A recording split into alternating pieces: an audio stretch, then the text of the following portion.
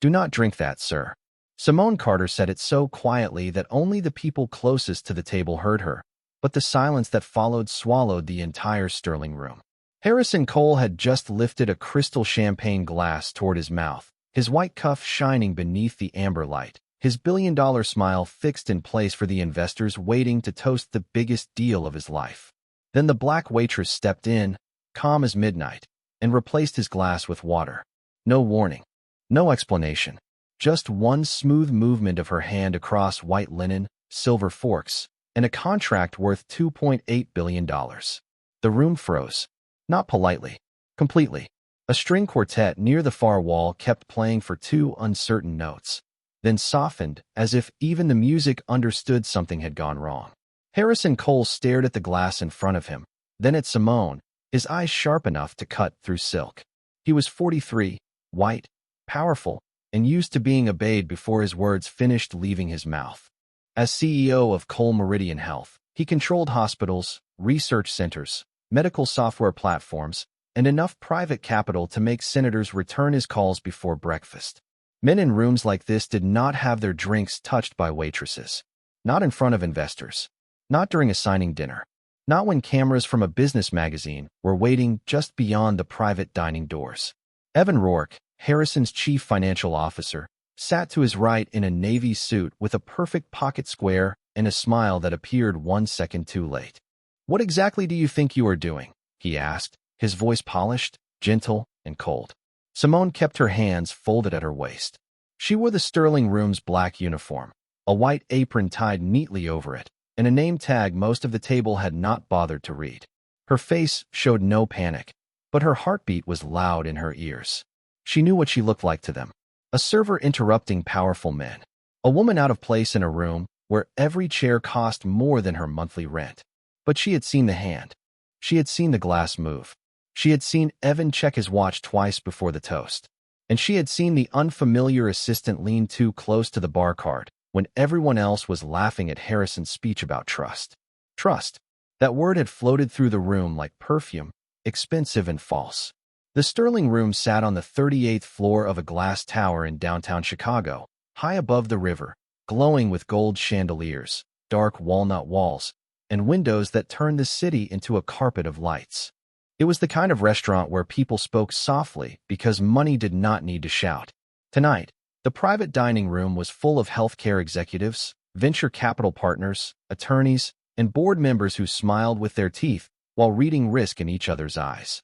At the center of it all sat Harrison Cole, the man everyone had come to watch sign his future into history. The merger would make Cole Meridian Health one of the most influential medical networks in the country. Hundreds of clinics, thousands of employees, millions of patients. One signature, one toast, one glass. And Simone Carter, who had been invisible all night, had just stopped it. Harrison lowered his hand slowly. "Miss," he said, not yet using her name. "You have 5 seconds to explain why you touched my glass." Around the table, faces tightened with anticipation.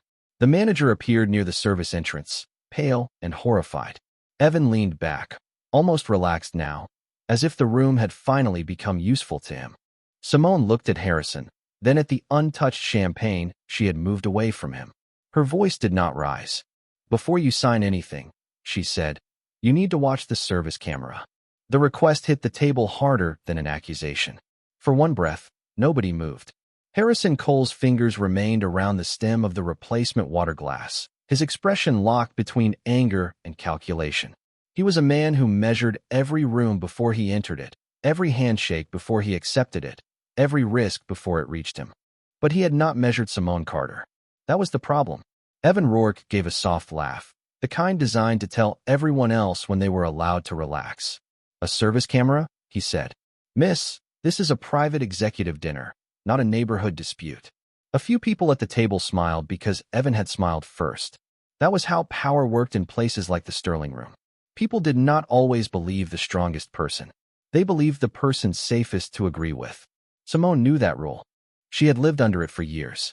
She had watched guests complain about cold soup they had forgotten to taste, watched managers apologize to people who were wrong because their jackets were expensive, watched servers disappear from schedules for less than standing too close to the truth.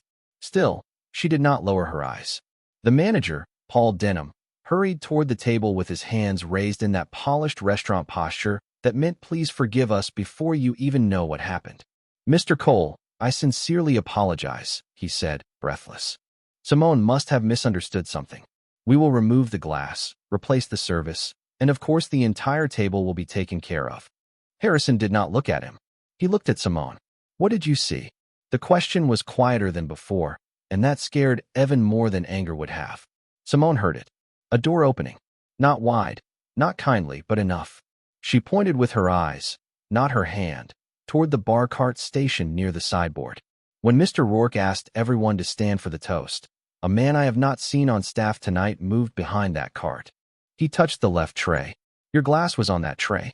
Then he switched positions with the assistant near the contract folders.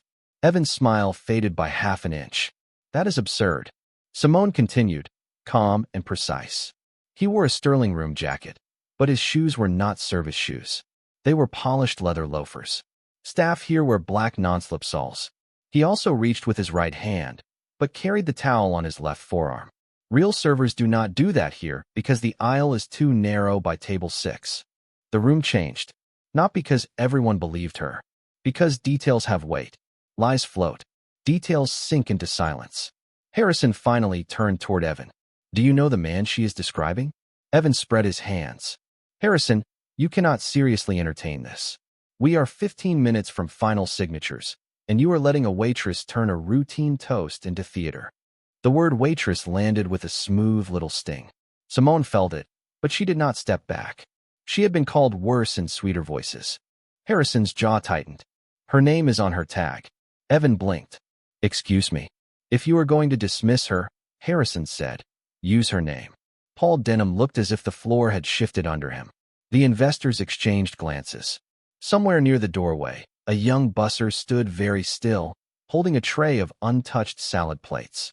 Simone breathed once, carefully. Her courage had gotten her to the table, but courage did not make her safe. Not yet. Harrison placed the water glass down. Pull the service camera. Paul swallowed. Sir, our surveillance access is handled by security downstairs. It may take a few minutes. Then take a few minutes, Harrison said. Evan leaned forward, voice low now. This is a mistake. Harrison did not answer him. He looked instead at the champagne glass Simone had moved away, sitting untouched beside the folded napkin like a beautiful question no one wanted opened.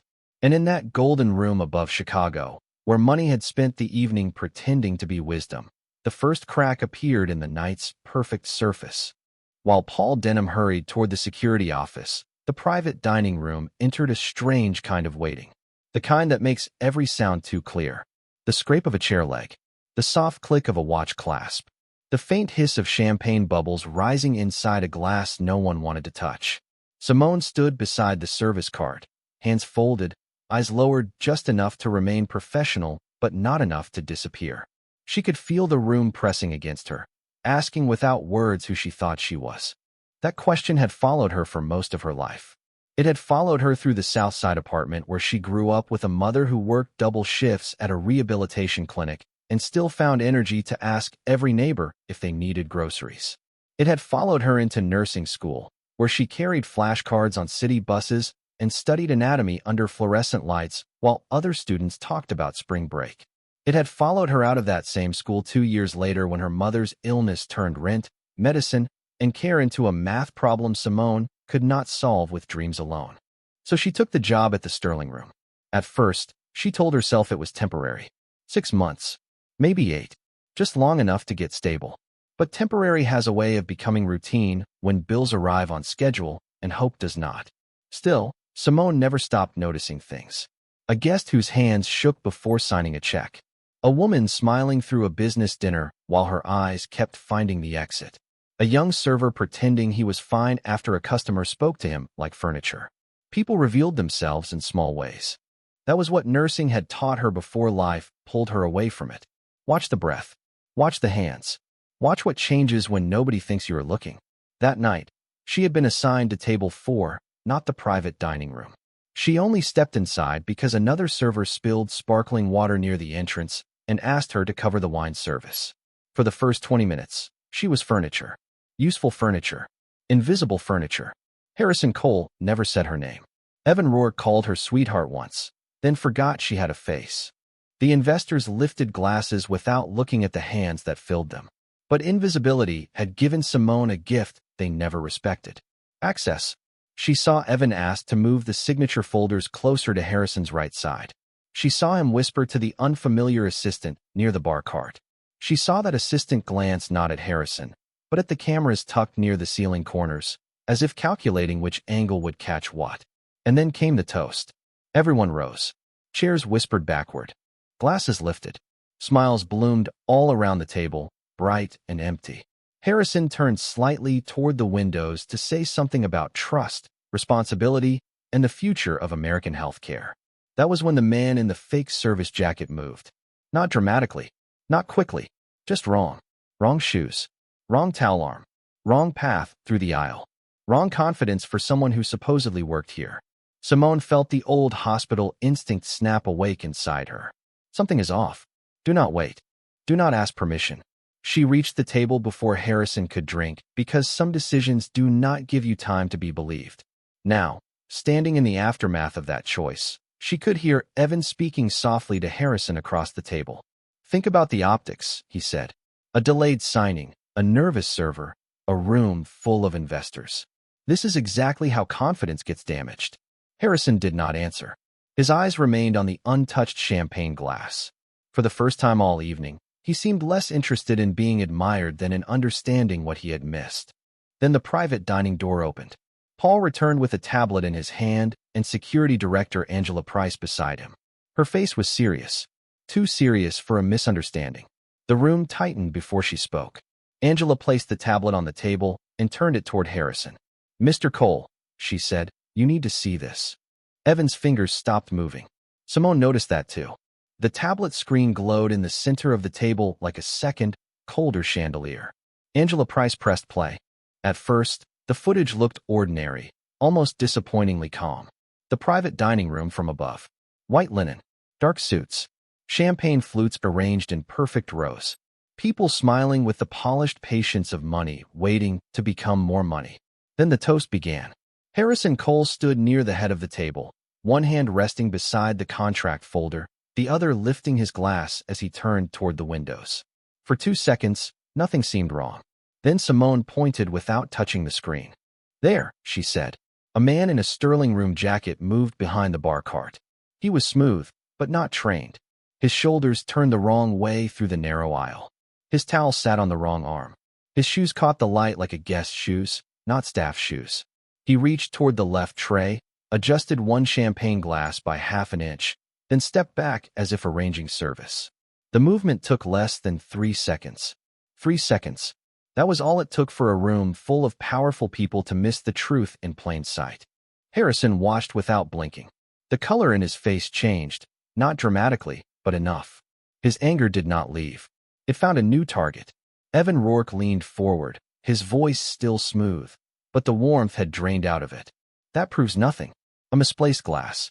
A confused employee. This is embarrassing, yes, but not criminal. Angela did not look at him. She touched the screen again. There is more. The video shifted to another angle, this one from above the service entrance. The same unfamiliar man moved near the sideboard as everyone lifted their glasses. At that exact moment, Evan reached for the contract folder beside Harrison's plate. Not in a dramatic way. Not in a way that would make a guest look twice. He simply placed his hand over the folder, smiled toward the investors, and slid another folder beneath it from the stack at his right elbow. Simone felt the room stop breathing. Harrison finally turned from the tablet to Evan. The silence between them was clean and terrible. Evan gave a small shake of his head. Standard duplicate copies, he said. We had several versions for legal review. Harrison's hand moved slowly toward the folder in front of him. He opened it. The first pages looked identical. Same logo. Same cover page. Same signature tabs placed with surgical precision. The investors leaned in despite themselves. Attorneys straightened in their chairs. Simone stood still, but inside her chest, her heart was climbing. This was the moment where truth either became visible or got buried under expensive explanations. Harrison flipped to the final appendix. Evan spoke quickly now. Harrison, I strongly recommend we let counsel handle this privately. There is no need to create confusion at the table. Simone looked at the page and saw it before Harrison did. Not because she was a lawyer, because she had learned to notice what people hoped she would ignore. The appendix title was shorter than the one she had seen earlier on the top folder. The margin note was different. The tab color was not the same shade of yellow. Small things, quiet things, dangerous things. That is not the same packet, she said. Evan turned toward her with a look that tried to put her back in uniform and out of the conversation. You have done enough. Harrison did not raise his voice. She has not. 2 words. The room changed again. Simone stepped half a pace closer, careful, respectful, but no longer invisible. The original folder had a blue tab on the last appendix. This one has yellow. The one on the sideboard still has the blue tab. Angela crossed to the sideboard and lifted the untouched folder from beneath a stack of menus. She placed it beside Harrison's copy. Blue tab, yellow tab, 2 futures sitting on the same table. Harrison opened the blue tab version, then the yellow one. His eyes moved line by line. The dining room became nothing but paper, breath, and the faint hum of the city below. Then he saw it. A clause buried near the bottom of the last appendix. A transfer of administrative control over employee benefit funds and payroll reserves to a third-party management company Harrison had never approved. His jaw tightened. The name of that company meant nothing to most people in the room, but it meant something to Evan. Simone saw it in his face before anyone else did. The smallest flicker. The smallest retreat. Harrison looked up slowly. Who owns Northline Administrative Partners? Evan said nothing. The truth had not shouted. It had arrived quietly, wearing polished shoes and carrying a folder with the wrong colored tab. For the first time that evening, Evan Rourke had no answer ready. That was how Harrison Cole knew the damage was real. Evan had built an entire career on answers, smooth ones, expensive ones, the kind that arrived before questions finished forming. He could explain market pressure, restructuring, cost efficiency, investor anxiety, operational risk, and anything else that made ordinary people sound like numbers on a spreadsheet. But when Harrison asked who owned Northline Administrative Partners, Evan only stared at the table. The silence spread wider than the white linen. One of the attorneys reached for his phone. An investor from Dallas slowly removed his reading glasses. Angela Price stood beside the sideboard with both contract folders in front of her, her face unreadable, but her posture alert. Simone Carter remained near the service card, still in her black uniform and white apron, still careful not to take more space than the room would allow. But something had changed. No one was looking through her now. They were looking at the evidence she had forced them to see. Harrison turned the yellow-tabbed appendix toward his lead counsel. Read the ownership disclosure. The attorney scanned the page, then looked up with a tight expression. It is not listed here. Only the management entity. Harrison nodded once, cold and controlled. Then search it. Evan finally spoke. This is not the place. Harrison looked at him. It became the place when you put the wrong contract in front of me. The words were not loud, but they carried all the way to the private dining doors. Paul Denham stood near the entrance, pale, hands clasped, realizing his restaurant had become the stage for something far larger than bad service or a ruined toast. Angela tapped her tablet, checked a secure business registry, then handed it to Harrison's attorney. The attorney read silently. His face changed in layers. First confusion, then recognition, then the quiet dread of a man watching a career-ending sentence assemble itself on a screen. Mr. Cole, he said carefully, Northline appears to be connected to a holding company registered in Delaware. The managing officer is listed as Elias Rourke. Harrison did not blink. Your brother, he said. Evan exhaled through his nose, almost laughing, but not quite. A family name in a registry does not prove wrongdoing. No, Harrison said. But replacing a contract does. The room tightened again. Simone felt it in her arms, in her throat, in the stillness of every person who had laughed when she first asked for the camera. This was the part powerful rooms hated most. Not being wrong in front of someone they had dismissed. Harrison looked at the champagne glass she had moved away. And the glass. Angela answered before Evan could. We will have it tested. For now, it is sealed and documented. No one touches it. The sentence was careful, responsible, and calm, but it landed like another door closing around Evan. Harrison turned to Angela. Preserve every camera angle. Contact outside counsel. Notify the board's ethics committee tonight. Then he looked at the two security staff members who had quietly appeared near the private entrance. Mr. Rourke is not to access company files, devices, or communications until legal review is complete. Evan's face hardened. You are making a public mistake because a waitress made you nervous. This time Harrison stood. Slowly, deliberately, not as a billionaire defending his pride, but as a man finally seeing the cost of his blindness. No, he said. I made a private mistake by trusting a man who treated people as obstacles. She corrected it before I signed. Evan looked toward the investors, searching for support, but their eyes had already moved away from him. That was the cruelest thing about rooms built on power. Loyalty lasted only as long as certainty. Simone lowered her gaze, not in fear, but because the moment felt heavy enough without her staring. Harrison noticed. He turned from Evan to her, and the hard edge in his face softened. Miss Carter, he said, using her name clearly now. You saved this company from something I should have seen. Simone shook her head once. I saw a glass move, sir. Then I saw a folder move. That is all. Harrison looked at the yellow-tabbed contract, then at the faces around the table, then at the woman in the apron who had stood still while powerful men tried to move truth out of the room. No, he said quietly. That was not all. The champagne bubbles kept rising inside the untouched glass, bright, silent, and useless. The toast never happened. The signature never landed. And in a room where every man had come to witness a merger, they instead witnessed a waitress save thousands of people with nothing but her eyes, her courage, and a refusal to look away. The room did not applaud. It was not that kind of moment. Applause would have made it too easy, too clean, too much like a scene people could enjoy without admitting what it had revealed about them. Instead, the Sterling room sat inside a silence full of expensive regret.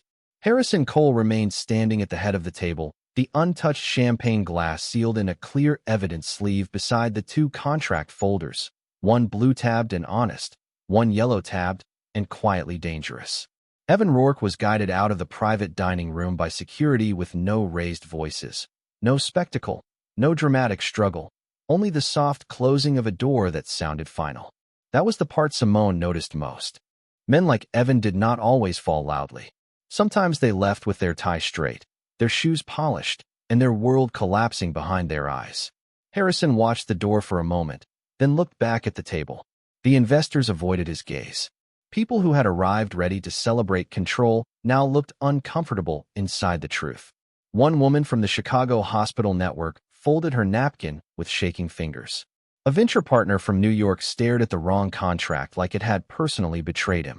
Paul Denham stood near the wall, still pale, still waiting to apologize to the most important person in the room. Only now he was not sure who that person was. Simone started to step back toward the service station. Her instincts told her to return to being useful, to gather plates, to refill water, to become small again before the room remembered its old shape. Harrison saw the movement. Please stay, he said. His voice was quiet, but everyone heard it. Simone stopped. Her hands tightened once against the front of her apron. Mr. Cole, I should let your team handle this. My team missed it, Harrison said. The sentence was not cruel. It was worse. It was honest. Angela Price closed the tablet and nodded toward the untouched glass. We will document everything. Outside counsel is already being contacted. Harrison gave a single nod, then turned to his lead attorney. The merger is suspended until every page is reviewed independently. The attorney agreed at once. No argument. No delay. The $2.8 billion signing dinner dissolved in front of them, not because the deal had failed, but because one waitress had forced the truth to arrive before the ink did. Carter-level men at that table would later call it disruption. Legal teams would call it due diligence. News anchors would call it a stunning corporate reversal. But Simone knew what it really was. A moment. One small moment when she could have looked away and did not. Harrison walked toward her, stopping at a respectful distance. The chandelier light caught the silver at his temples and the exhaustion around his eyes. He looked less like the man from magazine covers now, less like a portrait of success, more like someone who had just realized how close arrogance had brought him to failure. Why did you risk your job, he asked.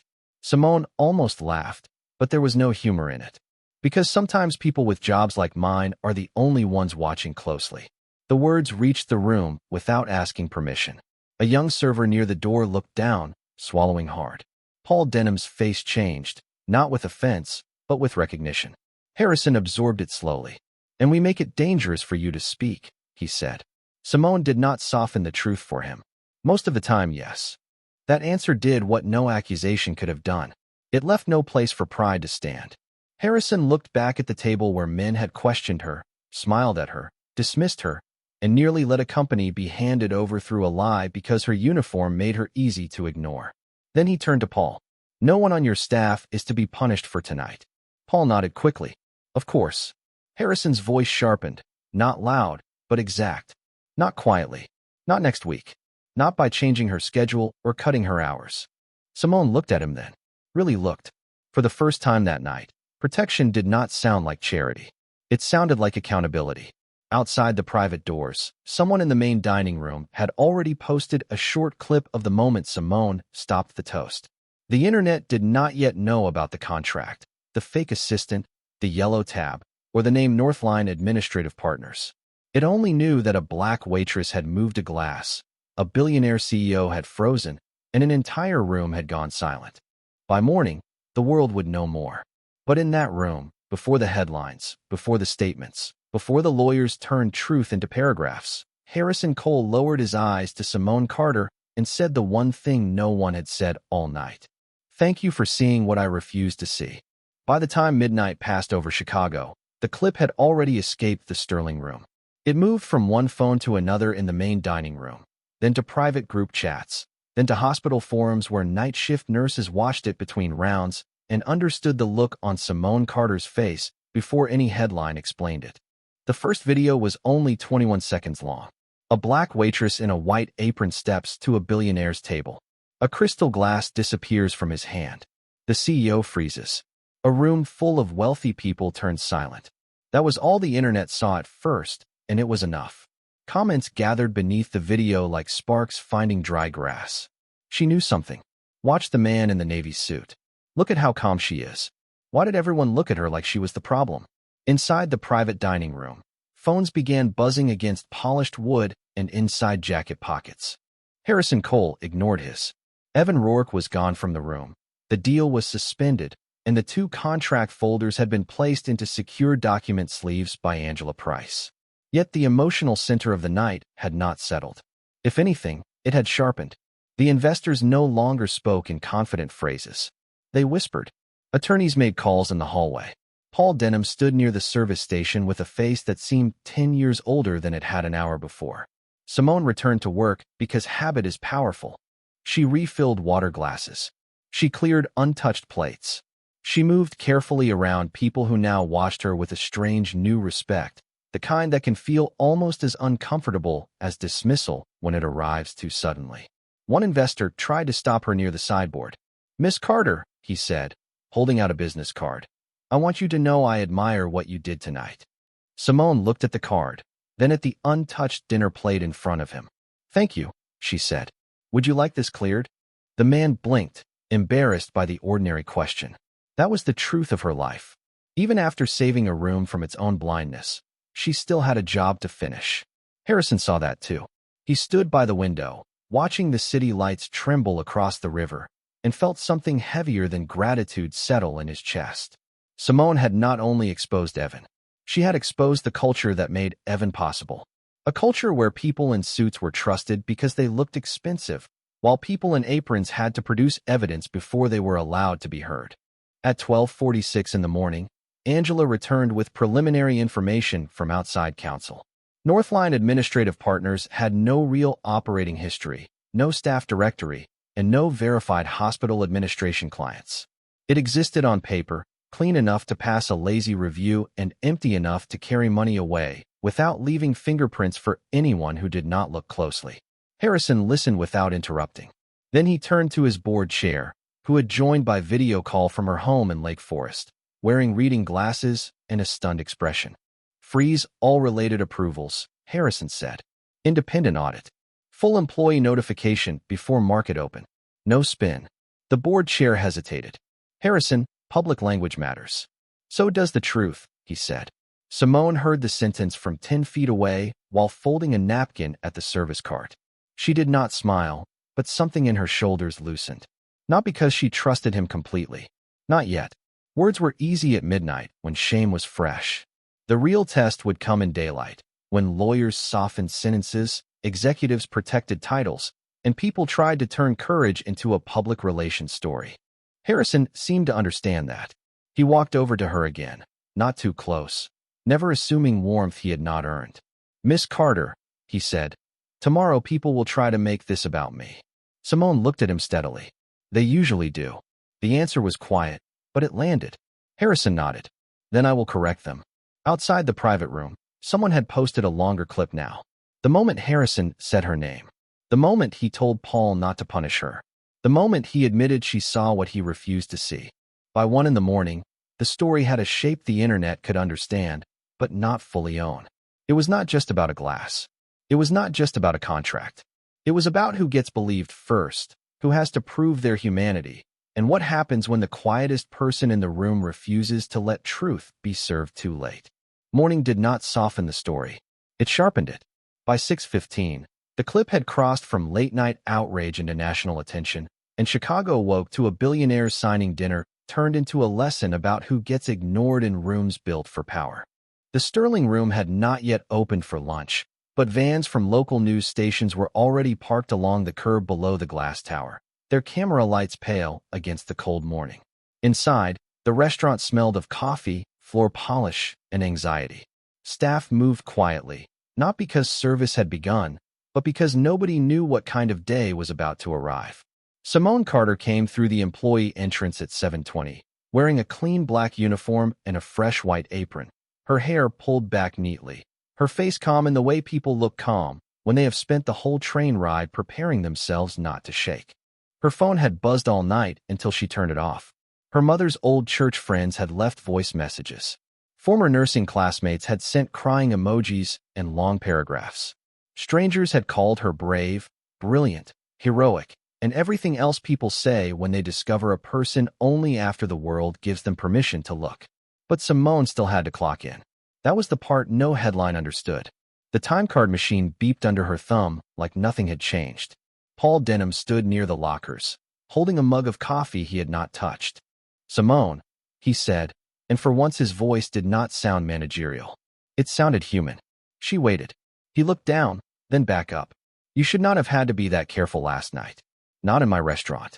Simone tied her apron strings behind her back. "Careful is how people like me keep jobs like this." The sentence was not angry. That made it hurt more. Paul nodded slowly, as if the words had nowhere to go except into him. Before he could answer, the staff room door opened, and Harrison Cole stepped in without an entourage, without reporters, without the polished distance that had followed him the night before. He wore a dark overcoat over a navy suit, but his expression had changed. Less iron, more weight. Angela Price walked behind him with a folder, and beside her was a woman Simone recognized from business headlines, board chair Margaret Voss. No one spoke for a moment. Harrison looked first at Simone, not Paul, not Angela, not the board chair. "Miss Carter," he said, "I told you people would try to make this about me. I am here before they do." Simone folded her hands in front of her apron. "What does that mean?" Harrison placed the folder on the small staff table, the same table where servers usually ate cold fries between shifts. "It means the public statement names what happened. A staff member identified irregularities that senior leadership missed. It means Evan Rourke has been suspended pending legal review. It means the merger is paused. It means every employee benefit and payroll reserve account will be independently audited before any deal moves forward," Margaret Voss added. "And it means frontline worker representatives will be included in our ethics review process from now on." Simone looked at the folder, then at them. "Frontline workers are usually invited after decisions are already made." Harrison nodded. "Then we start before." The room stayed quiet, but not empty. Every server, cook, bartender, and busser standing nearby understood the difference between being praised and being protected. Simone understood it too. Praise was a spotlight. Protection was structure. Angela then slid a second envelope across the table. "This is not payment for last night," Harrison said carefully. "It is an invitation. Cole Meridian Health funds a nursing scholarship program. It did not include service workers before. Now it will. If you choose to return to school, your application fees, tuition, books, and clinical costs will be covered. And if you do not choose that, the program still opens for others. Simone stared at the envelope but did not touch it. For one dangerous second, the staff room blurred into every bus ride, every missed class, every bill paid late, every dream postponed so someone else could survive. Then she looked up. "Do not name it after me," she said. Harrison seemed surprised. "Why not?" "Because this is bigger than me. Name it after the people nobody sees until something goes wrong." Harrison absorbed that. Slowly. Fully. Then he nodded. Outside, reporters waited for a quote. Online, millions waited for a hero. In the staff room, Simone Carter asked for something harder than applause. She asked for change that would still exist when the cameras left. By 9 o'clock, the public statement was ready, but Harrison Cole did not release it from a conference room. He released it from the staff hallway of the Sterling Room, standing beside Simone Carter, Paul Denham, Angela Price, Margaret Voss, and the same servers who had watched the night change from behind trays and swinging doors. Reporters filled the sidewalk below, but the first words went to the employees. That mattered. Harrison held the printed statement in one hand and looked at the people in aprons, chef coats, black shirts, and worn non-slip shoes. "Last night," he said, "a member of this staff saw what executives, attorneys, investors, and I failed to see. She was not lucky. She was attentive. She was not disruptive. She was responsible, and she should not have needed proof before being treated with respect." No one applauded at first, not because the words were weak, but because they were heavy. The kind of words people wait years to hear and do not trust immediately when they arrive. Simone stood beside the small staff table, her white apron tied neatly, her expression steady. She did not look like the internet's idea of a hero. She looked like a woman who had worked late, slept little, and still chose dignity over performance. When Harrison finished, Margaret Voss read the structural changes out loud. Independent review of all merger documents. Immediate suspension of related approvals. Protected reporting channels for service workers at company events. A new scholarship fund for working adults returning to healthcare education. Frontline representatives added to ethics review before major operational decisions. Not after. Before. That word moved through the room like sunlight under a door. Before was different. Before meant they would not only be remembered after disaster. Before meant their eyes, their labor, their knowledge, and their lives mattered while choices were still being made. Paul Denham then stepped forward, his hands clasped in front of him. "Simone," he said, voice uneven, "I failed you when I treated your concern like a problem to manage instead of a warning to hear. I am sorry." Simone looked at him for a long moment. "Do better for the next person before they have to prove themselves on camera," she said. Paul nodded. "I will." Outside, the press shouted questions as Harrison and Margaret stepped toward the front entrance, but Simone did not follow them. She returned to the staff room and opened the envelope Angela had left on the table. Inside was not a check made to quiet her. It was a program outline, scholarship access, tuition coverage, clinical placement support, and a note from Harrison written in plain blue ink. "You were right. This is bigger than one person. Thank you for reminding me that people matter before profit does." Simone read it twice, then folded it carefully and placed it in her locker beside her mother's old nursing pin, the one she had kept for years even after leaving school. For the first time in a long time, the dream did not feel like a closed door. It felt like a hallway with lights turning on one by one.